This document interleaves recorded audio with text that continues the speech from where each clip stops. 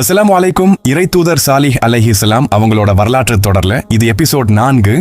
போன எபிசோட்ல சாலிஹ் அலைஹிஸ்ஸலாம் அவங்க கிட்ட அந்த 9 தலைவர்களும் ஒரு பிரம்மாண்டமான அற்புதத்தை செஞ்சு காட்டணும்னு சவால் விட்டதை பார்த்தோம். அந்த மக்கள் சாதாரணமா ஒரு அற்புதத்தை கேட்கல.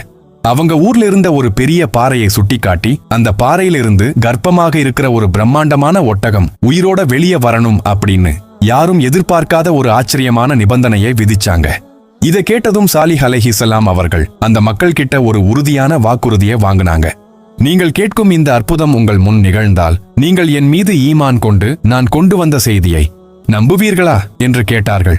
அதற்கு அந்த தலைவர்களும் மக்களும் சம்மதித்து சத்தியம் செஞ்சாங்க. அதுக்கப்புறம் சாலிஹ் அலைஹிஸ்ஸலாம் அவர்கள் அல்லாஹ்விடத்தில் கையேந்தி ரொம்ப உருக்கமாக துஆ செஞ்சாங்க.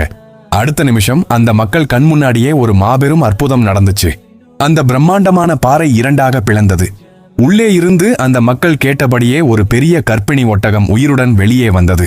இதை பற்றி சூரா அல் ஆராஃப் 73வது வசனத்துல அல்லாஹு தாலா என்ன சொல்றான் பாருங்க, உங்களுக்கு இதோ அல்லாஹ்வின் ஒட்டகம் ஓர் அத்தாட்சியாக வந்திருக்கிறது.